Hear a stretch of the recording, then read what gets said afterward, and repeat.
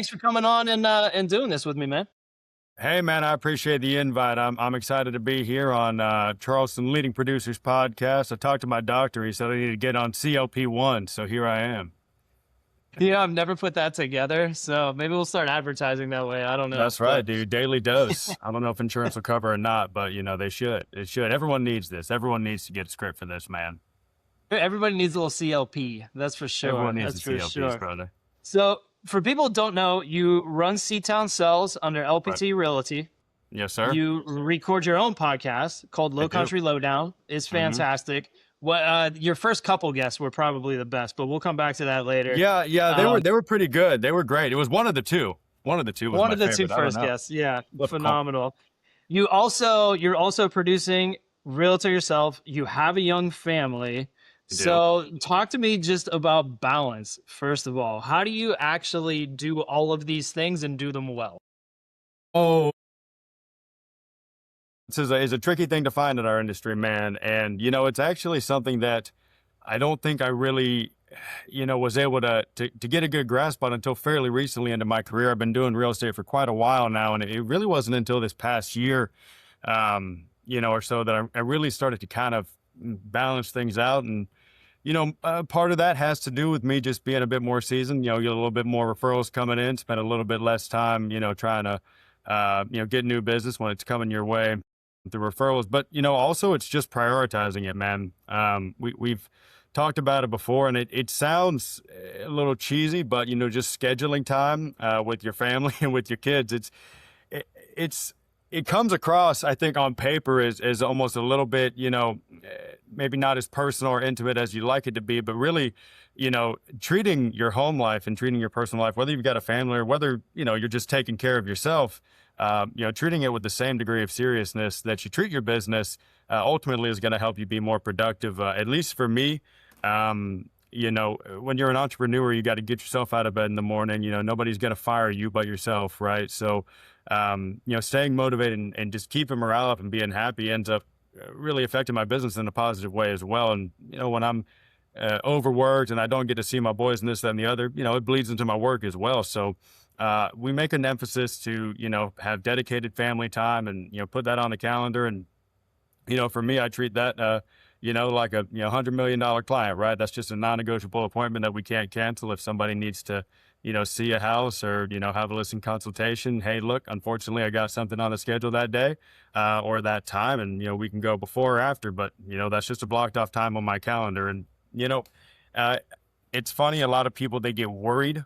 When they're entrepreneurs, they're always worried you're not doing enough. I think that's very common with people who are running their own businesses. But at the end of the day, putting even something as small as just an hour or two aside to throw the ball around and do whatever, that's not going to have a negative impact on your business, and ultimately it's going to make you stronger, and you're going to have more time with what matters as far as I'm concerned. So just putting it on the schedule. That's all I do.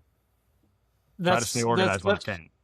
That's such great perspective, and I love how I think you nailed it when you said when you carve out those times and you're truly present in that whole being where your feet are mindset, it makes you better when you're actually on the job, hmm because your mind can't be in both places at one time. So when you're working, work. When you're with your family, be with your family. And I think that's a reminder that we all need to hear, probably on a consistent basis too, right? But like you mentioned, carving out that time makes you better at your job. And I think it's the same thing with like physical exercise too. Like when 100%. I carve out and I'm not missing workouts, I'm more efficient when I'm at work, and I know you've gone through that journey a little bit as You well, done a gotta couple of these, my man. a couple of them. You gotta working out, whatever it is, going to sleep on time, waking up, whatever it is you need to do to take care of yourself, that's going to bleed into it. Multitask where you can. That's great. I've actually got this little, I'm going to turn it on right now. I got a little standing desk treadmill thing going on. So I'm just completely hamster maxing my day-to-day life. I'll turn it on right now. Here we go. Now we're just walking while we're talking, right? It actually helps me think quite a bit, but it's funny, the types of things, that you don't think about, and just kind of going back to putting that time aside. It's crazy now that I think about what I did for years. Where, if I'm sitting down to dinner, right, or if I'm at the gym or whatever it is I'm doing, and I get a phone call, I'm like, I got to stop what I'm doing and take this phone call. But you can't be available every second of every day. You can't be taking phone calls at 1 a.m. and responding to people at 1 a.m. All the time. But you think about it and you're worried that it's going to affect something negatively. But when you're with a client, if you're talking to somebody else on a meeting and you get a phone call, you're not going to pick that up right then and there. People understand you can return calls, return texts a little bit later sometimes. But when we're in our personal life, I think a lot of people tend to just detach or just remove it as an option to, hey, I'll just take this call later. But really, again, it's not going to have an effect. And if you wait 3 days to respond, that's a problem. But, you get back to them in an hour or something like that. Hey, I'm in a meeting. I'll get back to you in a minute. Just quick text like that. No issue whatsoever. You got to take care of yourself first. Love that, man. The LowCountry LowDown. Yeah. What made you want to put yourself out there in that way by doing the podcast? A lot of agents, they're looking for the short form clips. They're leaning into reels. Not a lot are leaning into long form content. So doing a podcast. So what made you pick that vehicle and lean into that? Well, anybody who knows me on a personal and intimate level knows that, I just never shut the hell up, man. And so podcast was a pretty organic expansion for me. I knew I needed to do something. It's 2026. Lord knows we've all got to, do content. Everyone needs the content. It's what you got to do, especially if you don't want to spend $500,000 a year on billboards. You better put something on social media. So, I knew I needed to do some sort of content, and the podcast felt natural for a couple reasons. One, again, I'm just, I love talking to people. I love sitting down and having conversations. It's not a hard thing for me to do. I enjoy it. And so it's a lot easier to be consistent with something that you enjoy doing. You know what I mean? Some people are disciplined enough to wake up every morning and do a job that they hate, but more power to you. That's not me. I'm very blessed to love my job, and I don't do anything I don't enjoy doing. So I happen to enjoy it. That was the first reason. Second reason is that, to be totally honest with you, I think there is a massive void in probably sales as a whole, but in the real estate industry is what I can attest to, in regard to authenticity. There's an unfortunate lack of realness, for lack of a better word there, or better phrasing. You tend to find people, and it's, I've been a part of, larger teams, and I know a lot of agents who are part of other teams, and it's not singling one individual out. I think it's really an epidemic amongst the entire, really real estate industry, where, it's often like, how do I get clients? How do I get them? And I'm like, well, you're not getting people, you know what I mean? That's kind of a crazy way to think about it. And it's almost like, I don't know if this is the intent, but it reads like, how do I capture these people? How do I catch, their attention? And they try to look for these kind of gimmicky things. And I think, I always say, you're not selling a sandwich. You know what I mean? This is a pretty big deal. It's the largest financial transaction of somebody's life. And outside of the money, it's, this is Christmas morning. This is Thanksgiving dinner. This is a very intimate product that you're selling, much more so than something that's, again, like a sandwich, right? So I think you have to appreciate the human aspect of it. And as wonderful as all those short format little clips and reels and, whatever little trending thing is, going on right now, that's fine. That's wonderful. But I think there's a real lack of just genuine, human authenticity in this industry.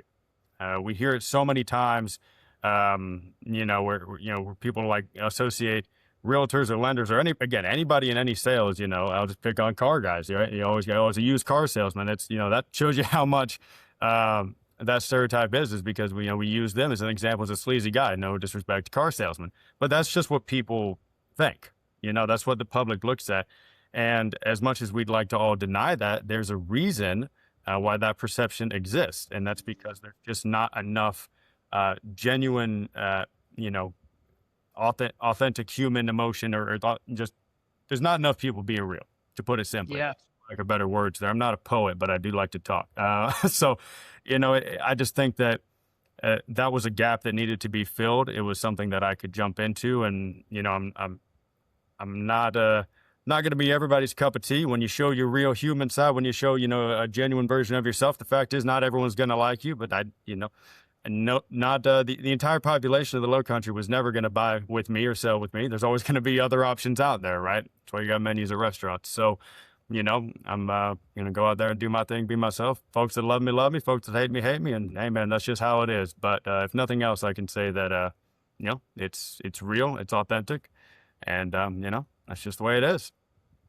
Yeah, and to your point, I would actually argue that I don't know if trust has ever been lower for Hmm. people in our industry from the loan side, from the realtor side, and we've shot ourselves in the foot. We have nobody else to blame but ourselves for that. So to hear, and I've had conversations with people on this podcast before about being authentic, and you mentioned, not everybody's going to work with you anyway, and Hmm. sometimes we're so scared to put our authentic selves out there.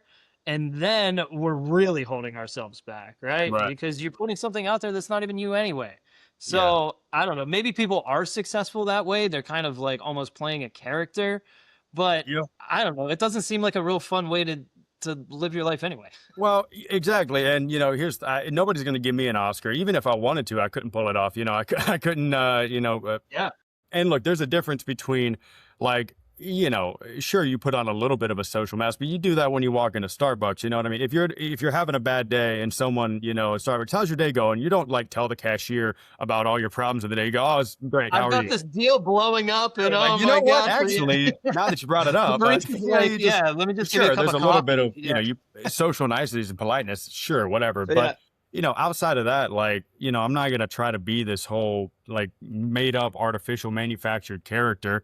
I think a lot of the times when people do that, it's pretty transparent, whether they realize that or not. Again, some people might be better at it than others. I'm not an actor, and it's a lot to remember. It's when you're going around, making up all these stories about who you're pretending to be. Frankly, that's a lot to keep up with. And if you just go around and if you just present as an honest, genuine version of yourself, it's a heck of a lot less to remember anyway. Uh, but yeah, look, the great thing about real estate is we're a high ticket industry. Coca-Cola has to sell a billion cans of Coke to make, profit. It's a volume based industry. If you sell a billion houses, it's not going to happen, right? It's just crazy. If you sell 100 houses in a year, you're in like the upper, 0.1% of realtors in the market. If you sell 20 houses a year, I don't know, I hadn't checked the stats, you're probably in the, top 5% or something like that. I know the average is somewhere around like 3 or 4 a year if you took it like the national average for realtors. So it's a high ticket industry. I don't need everybody in the world to love me. I don't need everyone in the world to think of me as the most wonderful, greatest guy out there. The people who like me, and people who don't. And, that's really all there is to it as far as I'm concerned, man. Well, I like you, Chandler, and I Well, like that's having wonderful. conversations with you. So, there's one, if nothing Got else. one, But baby. Let's go. Yeah. so let's talk about running a team a Hmm. little bit because I have so much respect for the people on your team. You work with your wife, and you're building something that I really admire personally. But going back to the beginning of that, what was the turning point in deciding to build a team instead of just growing by yourself? What kind of pushed you over that line? Sure. So, I guess kind of the initial spark behind it all was the same reason I got into real estate to begin with. I really value creative freedom, but just freedom as a whole. I don't want to be told what to do and how to do it. I like to make my own decisions, good or bad. Some of my ideas are outstanding. Some of my ideas fall flat on their face. It is what it is. But I like that freedom to kind of control my own destiny, and that's why I got into real estate as a whole to begin with. I started off on a larger team, which is what I would recommend any new agent doing, starting off day one. So it was a little tricky. Um, but I spent a couple years there, and it's sort of always my intent to eventually, once I understood the industry, kind of break out and do my own thing, just again for the freedom aspect of it all. So that's probably what initially sparked it, and it was always going to be the case. Had nothing to do with I don't say, oh, I hated my old team and I had to break off from. That was never the case. They're great people. The guy's a real good guy, and this, that, and the other. But just the freedom to control my own destiny and create a model that was attracted to me. And moving forward, there were some aspects, again, great team, wonderful process, no resentment, but there's things that I would change, there's things I wanted to do differently, and there weren't, not every part of it was perfect. And so my focus as a team leader um, has always been about creating an environment that I want to stand in. And so again, not every agent's going to mesh with that, not every agent's going to love that, but for like-minded individuals, I can create an environment that they can stay at from a longevity perspective. They can be happy at, they can focus on, quality of life, and creating that ecosystem that is, has that balance of, obviously making money. That's what anyone's job is about.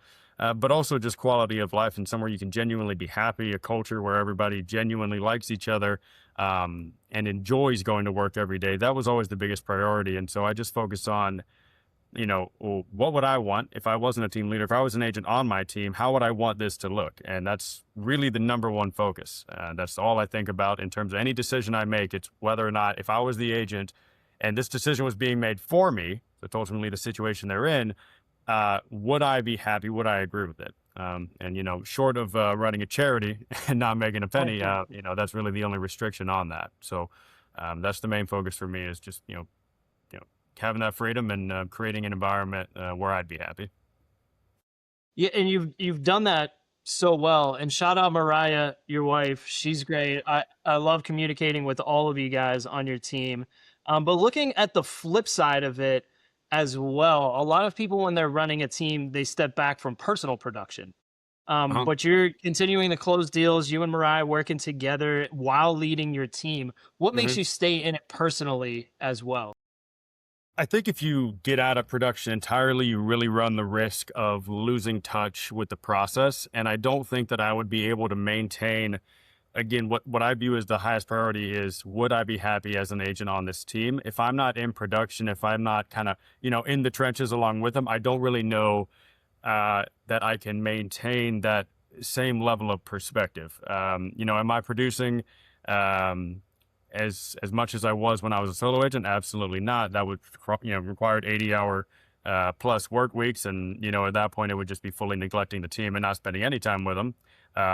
Not to mention, wasn't spending enough time with my family at that point as well. But I'd say we're probably doing about half of, the production I was when I was an agent, maybe about 50-50 between the administrative kind of leadership role and then about 50% of my own production. But, I just think it's necessary. And even if you're just doing a couple deals a year, if you were to scale it down, I think it's necessary for individuals who are running teams or running brokerages to at least have, at least once or twice a year, get out there and do the dang thing, because you're never going to be able to get the full experience, keeping up with stats and reading and this, that, and the other. I think that's a mistake that I see all too often. I have to physically restrain myself when I hear somebody say, I've been doing this for 20 years. And I'm like, brother, it's different. Like, I don't give a damn what happened in 2005, man. That's not where we're at. Or 2006, I forget, clock goes forward. But look, it's just different. The market changes, really constantly. But at least, you've got to do a couple deals a year. So you have at least a semi-annual kind of sample size of, what are clients talking about? Because there's things that, they're going to say to their agent that maybe is not going to show up on some report you read somewhere. There's going to be, even just things as simple as body language. What are they not saying, but how are they acting? What are their, what's making them comfortable, what's making them uncomfortable? Are they absolutely petrified by what they saw in the news this morning? Or is, or is their algorithm, which is, something I think about now, it's not the news anymore. It's whatever their individual algorithm tells them. Can't even just watch the news to understand the propaganda. Everyone's got their own propaganda. But, what's the pulse like? So I think it's necessary, and I think you have to do it if you want to maintain an honest, idea of what it's like for your agents. So, In keeping your finger on the pulse of our market, and we're recording, we do a lot of our work in Somerville, Charleston area, and having a good feel for our market, what's the one biggest mistake you see agents making in our market today? the biggest mistake. There's a lot, but I think I think the biggest mistake is trying to assign what worked on the last deal to your current deal. And I think that's the trouble. I say this so many times, it's ridiculous. My agents probably are just sick of it. But, um, you know, for us, it's a day at the office. For them, it's the biggest transaction of their life. Average person's going to buy 1 to 3 houses in their entire life. If that, they may be the first person in their, out of their mother and their grandmother or whatever, they may have all been renters. They may be the first person in their family that's bought that they can, they could reference. This is a massive deal for the individuals, and it's extraordinarily personal for them. And as an agent, you can't just treat it like, oh, it's another day at the office. It's never going to be like that for the client. So whatever worked for John Doe is not necessarily going to be what works for Jane Doe. And you have to take the time to understand and to know your clients, not just from, a customer service experience standpoint, but also just from an effectiveness standpoint to do your job properly. People ask general questions, where's the best area to buy, or should I buy new construction or pre-owned, or what's a great town to buy in, this, that, and the other. And it sounds like a cop out, but like truly, if I don't sit down and get to know you, I really can't answer that question. I could give you like a numbers investor-ish, like I could tell you that because that's pretty consistent, but like whether or not people want to admit it or not, we ain't Bill Gates. Most people ain't, you know what I mean? Most individuals, this is a home for them, and every house is an investment, but that's probably not priority A for most people, right? And so you have to understand people. So I think that's the biggest mistake is sometimes the more experienced you get, the more detached you become because you start to make generalizations and assumptions, and you just can't do that. As eventually you're gonna lose the personal aspect of it, and you might find little tips and tricks that make you a more efficient producer, and you might make more deals and it might make you a little bit more money, but you're not going to be as good at your job, and I don't think it's gonna be I just don't think it's going to be good overall. Personally, I don't think that's the right way to do it. It's not always about making the most money, but And what I'm hearing you say, it sounds like you continually come back to the client experience and what's best, for the client. And, as somebody who talks to realtors every day, different realtors and a lot of different realtors, it's refreshing to hear that. sure. It's refreshing to hear somebody, just pause, take a step back, and put ourselves in the client's shoes too. Because I mean, you mentioned it, like we're in this every day. People don't understand this stuff. They don't go through this stuff hardly ever. And you Hmm. also mentioned it too, it's always changing. So even if they Constantly. did buy, in 2018, it is really different right now than it Very was, different. you know? Very different. So, and understanding that from our side is super important. So, Yeah. um, to piggyback off of that, you grew up here. You grew Sure up, did. Sure did. went to high school right down the street from where I'm sitting Go for this Fox. recording. Go Hmm. Foxes at Ashley Ridge High School. Hmm. What's one thing about the Somerville and Charleston market that a lot of agents might not understand? Ooh, what's one? Okay, most agents don't understand. Well, I'll tell you this. I think Somerville. If we're talking about Somerville exclusively here, I think that Somerville is really kind of a two sides of the same coin, but it's really divided into, you have New Somerville and Old Somerville. You have that not just from a chronological, this house is new construction, this house built in the 70s, but from a cultural standpoint as well.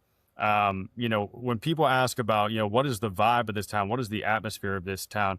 It's extraordinarily different in certain little pockets of the community than others. We have an extraordinary, insane amount of people that are moving in from out of state. And I'm not going to sit here and say whether that's good or bad. It's just what's happening.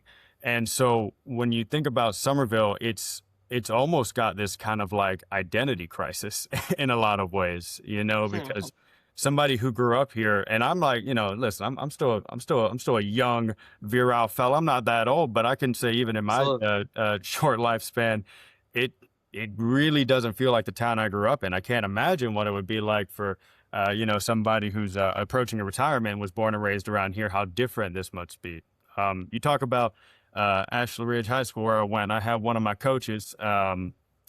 Should I name drop him? Sure. Yeah, Mr. Mitchum, Coach Mitchum, and he's from around Shout here. out Coach God bless him. Mitchell. I don't know what the hell he's up to these days. I'm sure he's living the dream. He was a cool dude, good coach. But he would always talk about how much town had changed. And I was in high school at the time, and I was like, yeah, sure, whatever, who cares? But he'd talk about when he was growing up, Charlie Road, which if you live in Somerville, you know about Charlie Road. It was just a little 2-lane, had, forest on either side, almost, he called it a country road. I wasn't there. I can't attest to whether it was or wasn't, but that's, the way he described it, is, not much going on. I wasn't a whole lot there when he was a kid.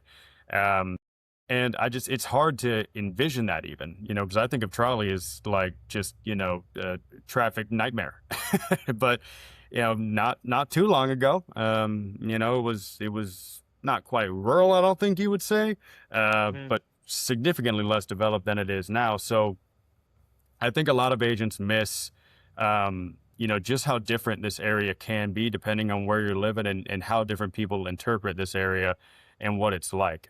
Sometimes in the real estate industry, this kind of just goes back to detaching yourself from another day at the office. We get so hyper focused on like, more growth, growth, growth. And that's great. Awesome. Everyone loves making money.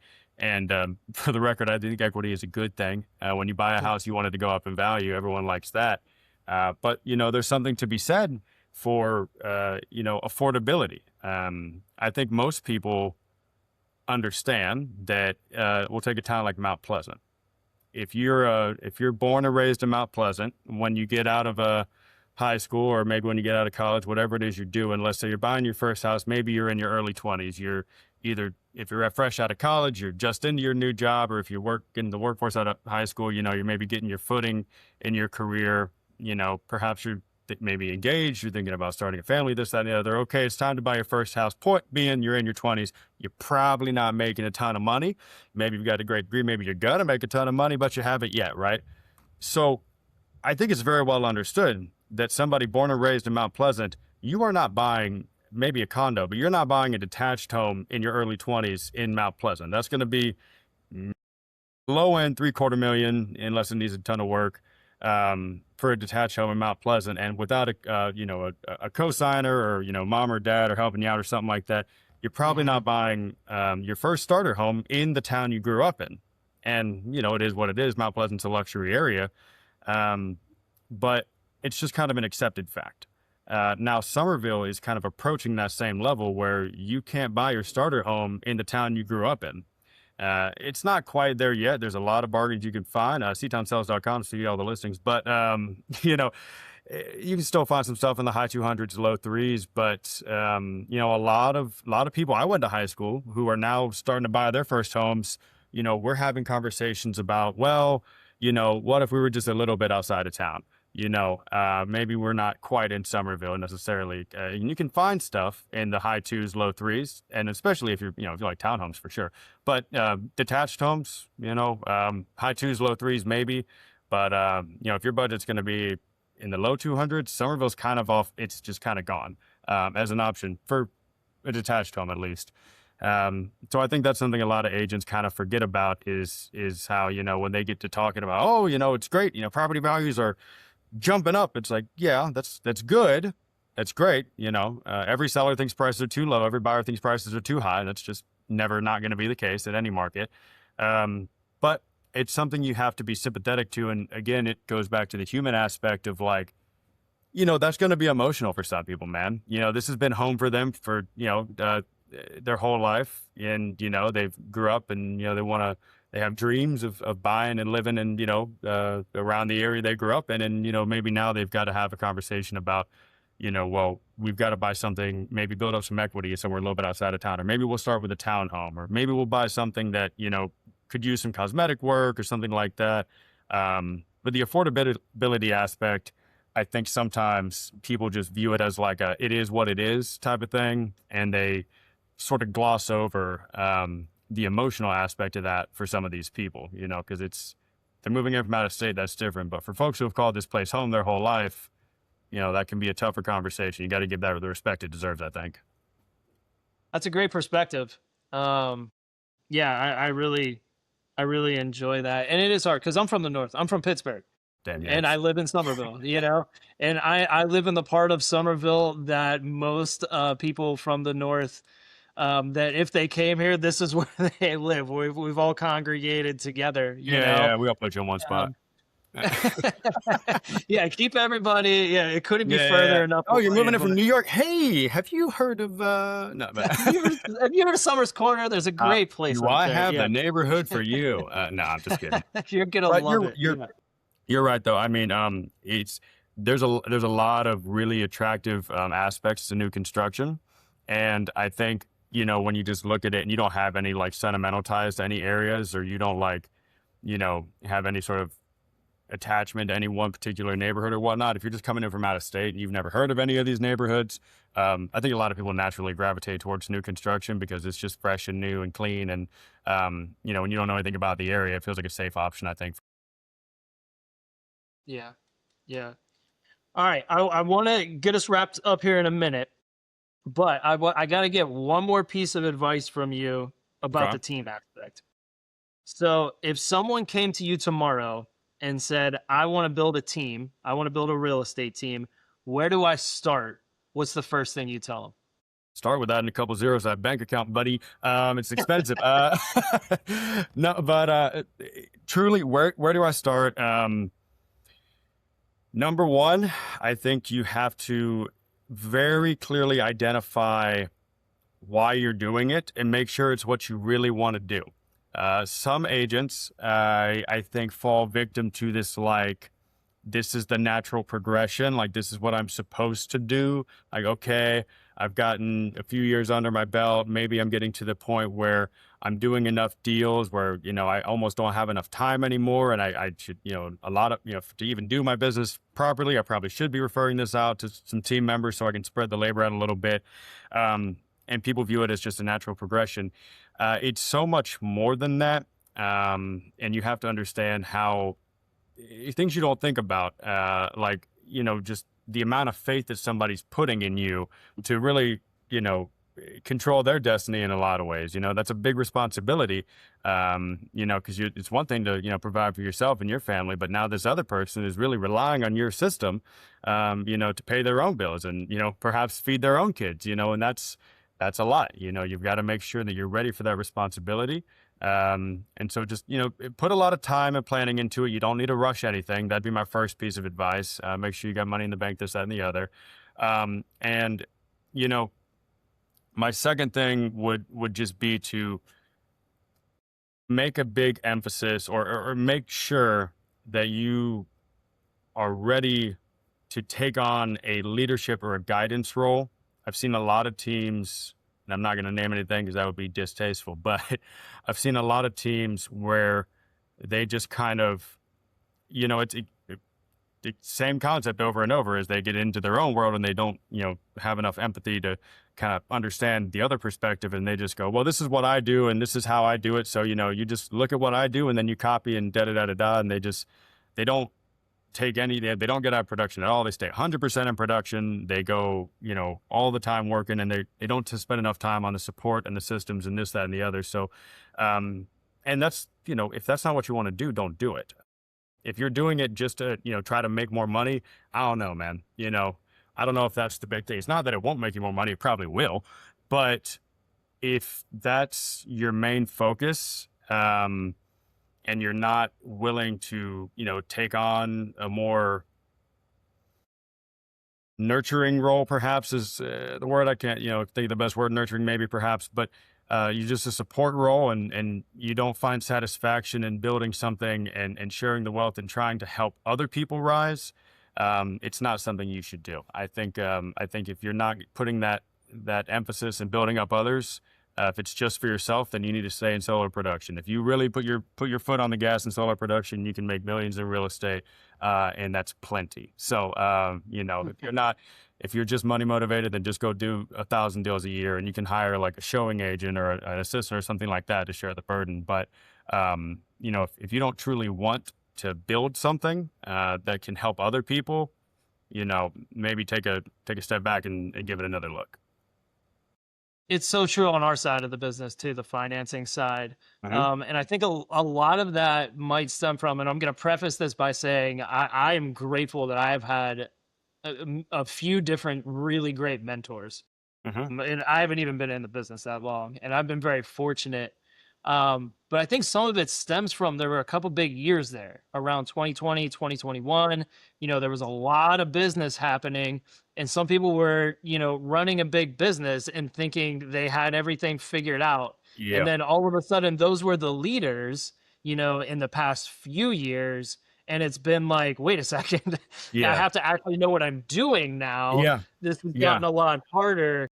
And I don't know. I definitely want to make it a rally cry of mine, at least on the loan side, that if you are going to start a branch and you are going to bring a loan officer on, you should have a system in place on how you're going to train that person, and you should have fundamentals that we're all walking through this together, and you are a leader of that person, and that's a huge responsibility. Uh-huh. And you know, I think on both sides, the agent side and the loan officer side, that responsibility is overlooked sometimes. Yeah, because you're just, it's not, I mean, I get it, it's money, it's business, blah, blah, blah, but like that person is putting so much faith in you to Yes. control, so much of their life or to influence it at the very least. You have to give that the respect it deserves. And I know this is going long and I've been rambling, but, I like kind of what you said there during, 2020 and 2021. And, everyone thought they were hot shots.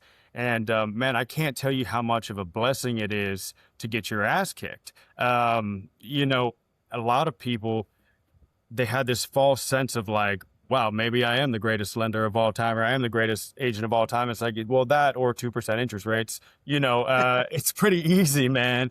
Everyone can afford a house. Prices were, about 30% lower at the start of COVID than they are now. And the rate was, 2.5%. Yeah, it's a little different. It's kind of easy to sell a lot. It's just like those, you remember that GameStop nonsense, that was happening during I COVID? do. Yeah, Yeah. a lot of people are like, "Wow, maybe I could be a day trader," and it's like, no, you don't. I'm Warren Buffett. Yeah. Yeah, Yeah. yeah, I actually am. Yeah, and I see people on the internet all the time, and they're like, literally will counterpoint people like Warren Buffett, and they're like, "Yeah, this guy doesn't know what he's talking about." I bet he does. I think maybe you're in an anomalous market, and perhaps this is a freak event that happens once in a lifetime, and that's not going to be longevity, but. Um, you have to understand the markets that you're in. And I think that it would be, market was great when I got into it and that was fine. And it was awesome and made a lot of money. If in an ideal world, I almost wish that I started kind of now, or really 2024, I think was probably a harder market than it is right now. That's just my opinion. Some people disagree, some people agree, whatever. I think 2024 was the hardest market that I've experienced in recent history, just in terms of where the buyer psychology was. But I kind of wish I had started then because those years in 2020 and 2021 when it was super easy, you got experience, but you weren't faced with a ton of adversity. You put a listing up on MLS and it was going to get 10 offers in a day, and you didn't even have to really even learn how to sell a house. Yeah. It wasn't until the market corrected where a lot of people understood like, oh, well, there's levels to this. Mm. And, there's a little bit more finesse you have to put into things sometimes. And so, easy, wonderful, great markets where it's easy to buy and sell and this, that, and the other. Sometimes they can be a curse, and there's a lot of blessings in adversity, a lot of blessings in adversity, in my opinion. Well, Chandler, I'm going to wrap us up on that. That's so well put. You've got incredible advice. If anybody wants to reach out to you just to ask follow-up questions, connect with you more, or learn more about your team, how can they get in touch with you? Where can they find you? Well, you can check out our website, CTownSells.com. It's got all the properties in the LowCountry. Everything that's on the MLS is going to be in the LowCountry, or anywhere on there. Just check out CTownSells.com. You can give me a call, shoot me a text, 843-703-9970. That is my personal cell phone number. If you give it to a telemarketer, I'll find you and I'll hunt you down. Please don't. Uh, it's always fun putting your number out there, right? I'm sure you get as many of those calls as I do. But yeah, give me a call, give me a text. I'm pretty good about responding. You can always email me, CTown@CTownSells.com, SELLS. But yeah, just reach out. We're always happy to have a conversation. And, I'll say this, if you're thinking about buying a house, that is the time to give me a call. If you're ready to buy tomorrow, that's fine too. I can help you out. But, don't discount how much planning goes into this, and don't think that, you're wasting anybody's time. Some people say, oh, I don't want to talk to, I just feel like I'd be wasting their time. I know you're trying to wrap it up. I'll tell a quick little story real quick. You're good. No, I want to hear it. When I bought my first house, I knew exactly what I wanted to do. And I don't know if I told my agent this, before I was licensed, obviously. But when I first sat down and met with her, I was 17 and I couldn't legally buy a house. And I don't know if she knew that or not, but I sat down and I met with her, and, she gave me a lot of great advice and we got a great game plan. I bought my first house, I think 2 years after that. I don't know. It was years, after I sat down and had that conversation, but you don't know what you don't know. And sometimes you think you know more than you do. And so, sitting down and having a conversation with her, she was wonderful to work with. And, she supported me every step of the way, and, was great with all that. But first one is very, very, there's a lot of planning you go into that. So there's never too early. And if you have an agent that has any shred of, integrity and respect for the situation, in my opinion, they're going to be willing to talk to you early on. Even if I'm not your cup of tea, whatever agent you love, talk to them when you're thinking about it, because this is what they do. This is, this is their life. This is their career. And it's something that you might do 1 to 3 times in your life total. So I'm always willing to have a conversation, regardless of where your time frame is, where your credit is, whatever. Always willing to sit down and have a conversation and, put that roadmap out for you. So don't wait till the last second, because it's a lot to do in a short amount of time if you do. Yeah. That's perfect, man. I appreciate you being on today. All right. I appreciate your time, Jake. Thank you so much, buddy.